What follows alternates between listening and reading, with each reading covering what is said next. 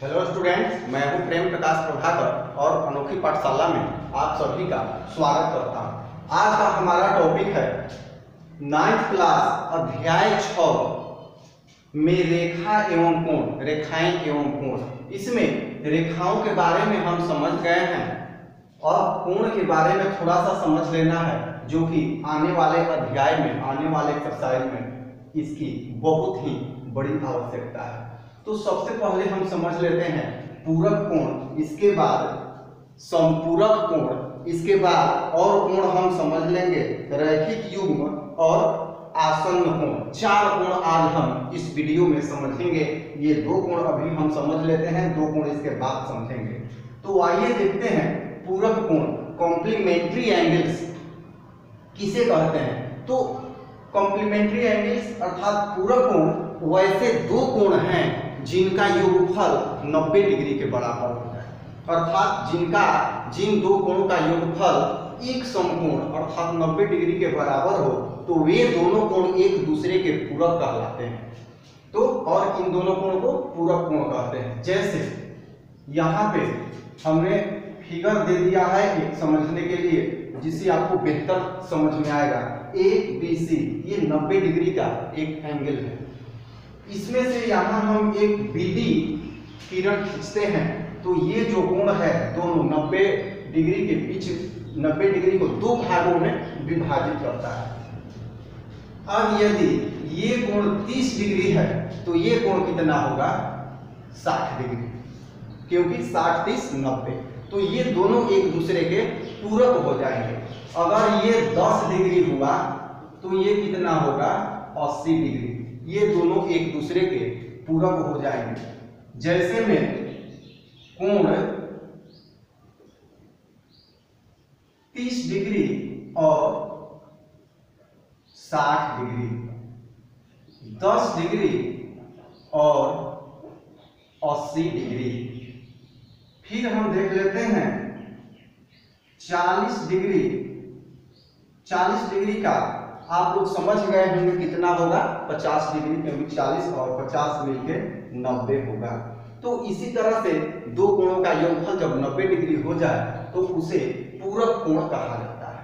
तो स्पष्ट हो गया होगा कि पूरक कोण क्या है। ये उदाहरण है और सभी उदाहरण आप आगे बना सकते हैं। आइए अब समपूरक कोण पे विचार करते हैं। समपूरक कोण सप्लीमेंट्री एंगल्स, इसमें वैसे 2 कोण जिनका योगफल 2 समकोण अर्थात 180 डिग्री के बराबर हो जाए। तो ABC एक ऐसा कोण है, इसे ऋजु कोण भी बोल सकते हैं क्योंकि इसका मान 180 डिग्री है। तो वैसे 2 कोण, यहां से अगर हम यहाँ एक किरण खींच देते हैं कोई भी D, तो ये यहां से यहां तक और फिर यहां से यहां तक 2 कोण बनता है। तो दोनों कोणों का योगफल कितना होगा? 180 डिग्री होना चाहिए। जैसे ये अगर 80 डिग्री हो जाए तो ये कितना होगा? 100 डिग्री होगा। ये अगर 70 डिग्री हो जाए तो ये कितना होगा?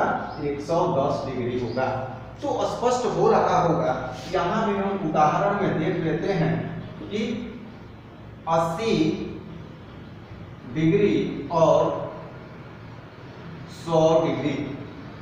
दूसरा उदाहरण 70 डिग्री और 110 डिग्री, क्योंकि दोनों का योगफल 180। अगर एक कोण 40 डिग्री है और कहा जाए कि इसका समपूरक कोण लिखिए, तो आप कितना लिखेंगे? तो 40 डिग्री और कितना हो जाएगा? 140 डिग्री। दोनों जुड़ के हो जाएगा 180 डिग्री। तो वैसे 2 कोण जिनका योगफल 180 हो वो समपूरक और जिनका 90 हो पूरक। हमारे चैनल को अब तक आपने सब्सक्राइब नहीं किया है तो सब्सक्राइब जरूर कर लें, ये रिक्वेस्ट है हमारी, अगर अच्छा लग रहा हो तो।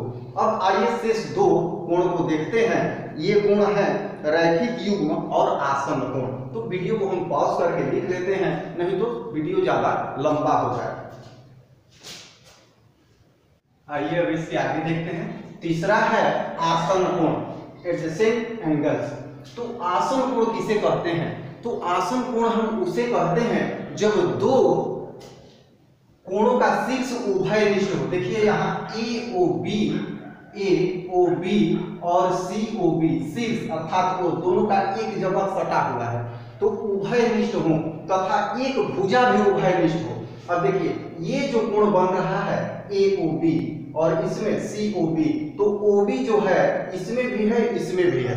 तो जब इस प्रकार का कोण बने और अउभयनिष्ठ भुजाएं अर्थात जो शेष भुजाएं हो विपरीत ओर में हो, एक ही साइड ना हो, एक इधर है इस उभयनिष्ठ भुजा के और एक इधर है, तो ऐसे कोणों का युग्म जो है आसन कोण कहलाता है। आसन कोण, आसन कोण का मतलब कि कोई भी दो कोण जिसमें शीर्ष उभयनिष्ठ हो और ये एक भुजा इस कोण में भी और इस कोण में भी उभयनिष्ठ हो तो ये दोनों आसन कोण कहलाएंगे। तो इस तरह से आसन कोण समझ में आ गया होगा। अब इसके बाद है हमारा कोणों का रैखिक युग्म। ये दोनों बहुत ही इंपॉर्टेंट है, जितने भी एक्सरसाइज आएंगे आगे सबके लिए बहुत ही आवश्यकता है। कोणों का रैखिक युग्म ये आसन कोण से ही संबंधित है। थोड़ा सा कॉन्सेप्ट समझ लेते हैं। यही जो अउभयनिष्ठ रेखाएं अर्थात विपरीत वाली रेखाएं ये जब आके यहाँ चला आएगा, यहाँ आके गिर जाएगा यहाँ, तो यही जब सीधा हो जाएगा COA एक सीधी रेखा हो जाएगी तो यही रैखिक युग्म कोण हो जाता है। आइए इसका देखते हैं यहाँ चौथा में कोणों का रैखिक युग्म लीनियर पेयर ऑफ एंगल्स। यदि दो आसन कोणों की अउभयनिष्ठ अर्थात विपरीत वाली एक ये और ये तो उभयनिष्ठ है दोनों में, ये अउभयनिष्ठ भुजाएं परस्पर विपरीत, देखिए ये परस्पर विपरीत अर्थात यहाँ हम इसको B मान लेते हैं और इसको हम C मान लेते हैं, एक COB और इसको हम OA को हमने सीधा कर दिया तो ये परस्पर विपरीत है, ये जा रहा है इस साइड और ये जा रहा है इस साइड, तो एक AOC सीधी रेखा का निर्माण हो गया। तो इस तरह से जब सीधी रेखा का निर्माण हो जाए और देखिए यहाँ AOB और COB, OB दोनों में उभयनिष्ठ है, तो ऐसे कोण जो है रैखिक समीकरण रैखिक युग्म कोण कहलाते हैं। स्पष्ट हो गया होगा। तो रैखिक युग्म कोण जो है तो ये हमें समझ लेना है कि इन दोनों का मान हर परिस्थिति में 180 डिग्री होता है। हर परिस्थिति में 180 डिग्री होता है। वही जो अभी हम इसके बाद कौन सा एक कोण पढ़े थे, इसके पहले हम पढ़े थे संपूरक कोण, तो उसी के जैसा है। इसे हम रैखिक युग्म बोलते हैं। तो ये और ये एक सीधी रेखा हो जाए, आसन कोण ही है किंतु ये आके सीधा हो जाएगा।